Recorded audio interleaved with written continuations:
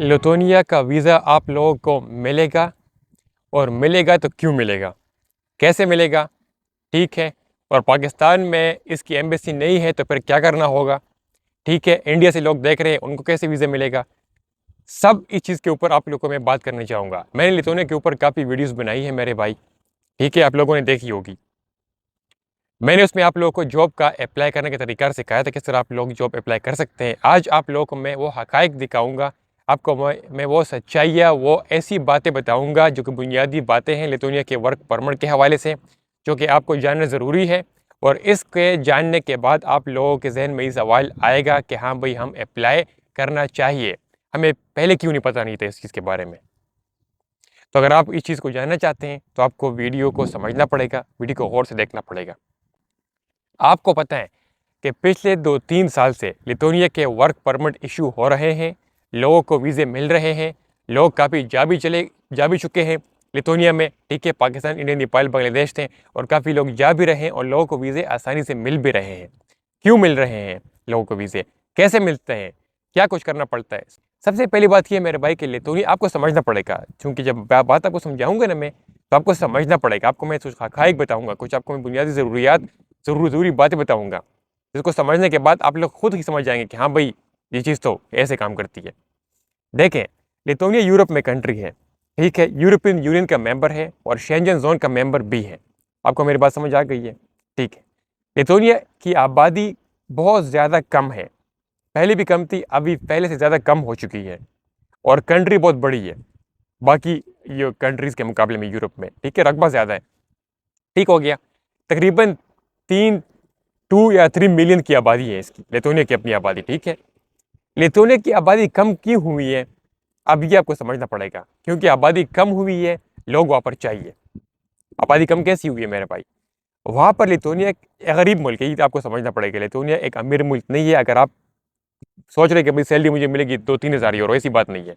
आपको मैं वो नहीं बताऊंगा कि हाँ भाई आ जाओ भाई, आपको 3-4 हज़ार सैलरी मिलेगी, नहीं, ऐसा कुछ तो इसमें नहीं है। आपको सैलरी तकरीबन 1100-1200 से लेकर 1500 यूरो तक मैक्सिमम सैलरी मिल सकती है, अगर आप लोग लेबर का काम करते हैं। लेबर की बात कर रहा हूँ। अगर आप लोग स्किल्ड वर्कर है तो आपकी सैलरी 2-2000 हो सकती है, 3000 हो सकती है। लेकिन नॉर्मल जो सैलरी है, एवरेज सैलरी, वो होगी 1100-1200 यूरो, ठीक हो गया मेरे भाई। लिथुआनिया के जो अपने लोग हैं, लिथुआनियन जिसको कहते हैं, उनको बाकी दीगर ममालिक जैसे यूरोप के जो शेंजन जोन के जो अमीर मुल्क हैं, फ्रांस हो गया, बेल्जियम हो गया, डेनमार्क हो गया, फिनलैंड हो गया, जर्मनी हो गया, ये लोग वहाँ पर चले जाते हैं, क्योंकि इनको तो कोई मसला नहीं होता। वो तो लिथुआनिया के अपने सिटीजन होते हैं, उनको तो बाकी सारा एरिया जो होता है यूरोपियन यूनियन में, शेंजन जोन में, वो बॉर्डर लेस होता है उनके लिए। वो अच्छी सैलरी की तलाश में मेरे भाई चले जाते हैं उन दीगर ममालिक में। अगर उनको लिथुआनिया में सैलरी मिलती है 1100-1200, तो at the same time same काम करने पर बाकी दूसरे ममालिक, फॉर एग्जांपल जर्मनी में उनको सैलरी मिलती है 2000 यूरो, तो क्यों नहीं वो नहीं जाएंगे मेरे भाई। सारी बात है, हर इंसान चाहता है कि मुझे अच्छे पैसे मिले, तो वो लोग भी, लिथुआनिया के अपने लोग, वहाँ चले जाते हैं। एक तो ये बात हो गई, ठीक है। इसी वजह से लिथुआनिया में पॉपुलेशन, आबादी कम हो चुकी है, और वहाँ पर 3 या 2 मिलियन की आबादी रह चुकी है, ठीक हो गया। यही एक बड़ी वजह है कि लिथुआनिया में लोगों को वर्क वीज़े मिल रहे हैं। और लिथुआनिया में सारी बातें, काम करने के लिए तो बंदे चाहिए होते हैं, लेबर चाहिए होता है इकोनॉमी को चलाने के लिए। तो बाकी जो हमारे ममालिक है, जो पाकिस्तान, इंडिया, नेपाल, आप लोग देख रहे हैं, आप लोगों को वर्क वीज़े दिए जाते हैं, आप लोग चले जाते हैं लिथुआनिया में काम कर जाते हैं। इसके अलावा लिथुआनिया में स्टूडेंट वीज़ा भी मिलता है मेरे भाई, काफ़ी लोगों को स्टूडेंट वीज़े मिल चुके हैं। स्टूडेंट वीज़ा बनिस्बत बाकी ममालिक के लिथुआनिया में काफ़ी आसान रहता है और सस्ता भी होता है। मेरा खुद एक जानने वाला है, वो लिथुआनिया में but as a student visa जा चुका है, ठीक है। वहाँ पर फिर आहिस्ता आहिस्ता से बंदा अपनी सेटलमेंट कर लेता है। समझ आ गई आपको मेरी बात, ठीक हो गया। अब लिथुआनिया का वर्क परमिट मिलता कैसे, इसके लिए क्या करना पड़ता है। देखें, लिथुआनिया का वर्क परमिट जो होता है, इसकी सबसे खूबसूरती ये है कि जब आपको कोई एम्प्लॉयर वर्क परमिट यानी एम्प्लॉयमेंट कॉन्ट्रैक्ट देता है, ठीक है, ये एक पेपर होता है जहाँ पर साइन करते हैं आप लोग, और आपका जो एम्प्लॉयर होता है वो आपको देता है। उसमें सारी जॉब की डिस्क्रिप्शन लिखी होती है, आपका टाइम टेबल लिखा होता है, आपका कॉन्ट्रैक्ट लिखा होता है, आपकी सैलरी लिखी होती है, सब कुछ उसमें मेंशन किया होता है। आप लोग इस पर साइन करते हैं, उसको फिर क्या करते हैं, फिर एम्बेसी में जाना पड़ता है। अब सबसे इम्पोर्टेंट बात, सबसे इंटरेस्टिंग बात लिथुआनिया की मेरे भाई आज के लिए यही है कि लिथुआनिया की जब आप वर्क परमिट के बेस पर एम्बेसी जाते हैं, अप्लाई करते हैं वीज़े, तो आपको वीज़ा नहीं मिलता। अब आप लोग सोच रहे होंगे कि भाई ये क्या बोल रहे हैं। हम वर्क परमिट अप्लाई करेंगे, उसके बेस पर वीज़ा अप्लाई करेंगे एम्बेसी में, हमें वीज़ा नहीं मिलेगा, आपको वीज़ा नहीं मिलेगा। आप लोग मेरी बात समझ रहे हैं ना, आपको वीज़ा नहीं मिलेगा तो आपको क्या मिलेगा? इंटरेस्टिंग बात ये, आपको डायरेक्टली टीआरसी मिलती है एम्बेसी से। जिसका मतलब ये हुआ कि आप लिथुआनिया में जाएंगे तो आपके पास ऑलरेडी टीआरसी होगी, आपके पास रेजिडेंस कार्ड होगा, आपको लिथुआनिया में जाने के बाद टीआरसी अप्लाई करने की ज़रूरत नहीं होगी। और सबसे interesting, most of the best, जो बेस्ट चीज़ वो यही है लिथुआनिया की मेरे भाई, कि जब आपको टीआरसी मिलती है, आप टीआरसी लेकर चलते हैं, ठीक है, लिथुआनिया में, तो फिर आप लिथुआनिया की टीआरसी इतनी पावरफुल टीआरसी है, सिर्फ पुर्तगाल की टीआरसी है, इस लिथुआनिया की टीआरसी के बुनियाद पर आप बाकी दीगर सारे ममालिक में आसानी से काम तो जा भी सकते हैं और काम भी कर सकते हैं, जो आपका ये कॉन्ट्रैक्ट वहाँ पे पूरा हो जाए। तो आपको वहाँ पर ये डर नहीं होगा कि भाई मेरा वर्क परमिट है, मेरा वर्क वीज़ा है लिथुआनिया में, ये काम करूँगा, इसके बाद वीज़ा एक्सटेंड करना पड़ेगा, नहीं तो कहीं और जा सकता नहीं हूँ, ऐसा मसला नहीं है। अक्सर लोग फिर कमेंट करते हैं मेरी वीडियो पर कि भाई मैं लिथुआनिया में हूँ, क्रोएशिया में हूँ, रोमानिया में हूँ, क्या मैं दूसरी कंट्री में जा सकता हूँ? तो उसका जवाब यही है मेरे भाई, अगर आपके पास टीआरसी है लिथुआनिया की या किसी भी कंट्री में अगर आप हैं, बात मैं लिथुआनिया की कर रहा हूँ, क्योंकि लिथुआनिया का मज़ा यही है, अच्छी बात इसकी यही है कि यहाँ पर आपको एम्बेसी से वर्क वीज़ा नहीं मिलता, बल्कि आपको टीआरसी मिलती है। तो जब आपको टीआरसी मिलती है तो आप डायरेक्टली जाते हैं, टीआरसी के बेस पर आप बाकी ममालिक में भी इजीली ट्रैवल कर सकते हैं, और वहाँ पर ना सिर्फ ट्रैवल बल्कि वहाँ पर आप लोग काम भी ढूंढ सकते हैं, वहाँ पर आप लोग काम भी कर सकते हैं।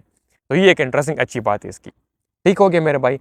अब आप लोगों को जहन में ये सब कुछ क्लियर होना चाहिए कि लिथुआनिया की जो टीआरसी है, लिथुआनिया का जो वर्क वीज़ा है, सब कुछ कैसे होता है, क्यों मिलता है लोगों को। अब मैं बात करता हूँ इंटरेस्टिंग बात, जो कि पाकिस्तानी मेरे व्यूवर्स हैं उनको बताऊंगा कि आप लोगों की एम्बेसी नहीं है पाकिस्तान में लिथुआनिया की, बिल्कुल मुझे पता है। सबसे पहले ऑप्शन आपके पास क्या है पाकिस्तानियों के पास, कि आप लोगों ने हंगरी एम्बेसी का इस्तेमाल करना होगा। हंगरी की एम्बेसी इस्तेमाल की जाती है लिथुआनिया की एम्बेसी के लिए। इस तरह पाकिस्तान में काफ़ी ज़्यादा एम्बेसीज नहीं है, तो फिर उन एम्बेसी को डील करने के लिए बाकी जो दीगर एम्बेसीज होती है उनमें फिर अप्लाई करना पड़ता है। एक तो ये ऑप्शन आपके पास है, आप हंगरी की एम्बेसी का इस्तेमाल कर सकते हैं। ठीक हो गया मेरे भाई। इसके अलावा एक और ऑप्शन भी आपके पास है, आप लोगों ने कॉल करना है, ठीक है, हंगरी की एम्बेसी को, उनसे पूछना है कि हाँ भाई मैंने लिथुआनिया के वर्क वीज़ा अप्लाई करना है, क्या मैं अप्लाई कर सकता हूँ या नहीं अप्लाई कर सकता। एक तो काम ये हो गया। इसके अलावा अगर वो कहते हैं कि भाई हाँ हम डील करते थे लेकिन अभी डील नहीं करते या कोई मसले अभी, तो आप लोग फिर उसके बाद आप लोगों को फिर आपके जो हमारे पड़ोस के ममालिक है, ईरान हो गया, दुबई हो गया, अज़रबैजान हो गया, वहाँ पर आपने टीआरसी लिथुआनिया की अप्लाई करनी पड़ेगी, वहाँ पर वर्क वीज़ा या टीआरसी अप्लाई करना पड़ेगा, वर्क परमिट बाकी डॉक्यूमेंट्स लेकर। ठीक हो गया मेरे भाई। तो ये सबसे बात है। तो ऐसा ना कर, अक्सर लोग कहते हैं कि आप मैं अज़रबैजान चले जाऊँ, मैं दुबई चले जाऊँ, मैं ईरान चले जाऊँ। नहीं, पहले आप हंगरी की एम्बेसी का इस्तेमाल करें पाकिस्तान में। अगर वो आपको अपॉर्चुनिटी मौका प्रोवाइड नहीं करती, उसके बाद आप दीगर ममालिक जा सकते हैं, वो भी कोई मसले की बात नहीं। अज़रबैजान का वीज़ा ई वीज़ा मिलता है पाकिस्तानियों को, वह आप आसानी से हासिल कर सकते हैं और जाकर वहाँ पर फिर एम्बेसी में टीआरसी यानी वर्क परमिट जो वर्क वीज़ा है वो अप्लाई कर सकते हैं लिथुआनिया का। ठीक हो गया। अब मज़ीद आने वाली वीडियो में आप लोगों को मैं तरीक़ार दिखाऊंगा किस तरह आप लोगों ने लिथुआनिया का जो वर्क वीज़ा है, जो वर्क परमिट है, वर्क परमिट किस तरह आपने हासिल करना है, क्या क्या जॉब्स डिमांड है, क्या क्या आपने जॉब वहाँ पर चाहिए, और कैसे आप लोगों ने वर्क परमिट अचीव करना हासिल करना है। क्योंकि वर्क परमिट के बाद ही आपका जो दूसरा प्रोसेस है वो सेकंड स्टेप है टीआरसी के, जो मैंने आपको समझा दिया है, आप ये कर सकते हैं एम्बेसी में जाकर। ठीक हो गया मेरे भाई। आपको मैं उम्मीद करता हूँ आपको ये बात मेरी समझ आ गई है, आपके जहन में क्लियर हो गया कि भाई लिथुआनिया का वर्क वीज़ा लोगों को क्यों मिलता है, वर्क परमिट लोगों को क्यों मिलता है, क्यों लोगों को डायरेक्टली टीआरसी मिलती है, और क्यों लोग वहाँ पर आसानी से जा सकते हैं, मसला क्या है, वजह क्या है, क्या हो सकता है, क्या नहीं हो सकता, सब आपको समझ आ गया। अगर आप लोग अब समझते हैं कि भाई आप लोग का शक व शुबहात, आप लोगों का सब कुछ जहन क्लियर हो चुका है, आप लोग को समझ आ गया, वीडियो से हेल्प मिली है, तो सारी बातें वीडियो को लाइक करना पड़ेगा, चैनल को सब्सक्राइब करना पड़ेगा, क्योंकि आपको लोगों के लिए मैं नेक्स्ट वीडियो लेकर आऊँगा जिसमें आप लोगों को मैं सिखाऊंगा किस तरह आप लोगों ने वर्क परमिट हासिल करना है लिथुआनिया का, और वर्क परमिट के बाद ही सारा जो प्रोसेस है टीआरसी का आप लोग कर सकते हैं। ठीक हो गया। तब तक के लिए मुझे दीजिए इजाज़त, अपना अपनी फैमिली का ख्याल रखिए और मुझे दीजिए इजाज़त। अल्लाह हाफिज़।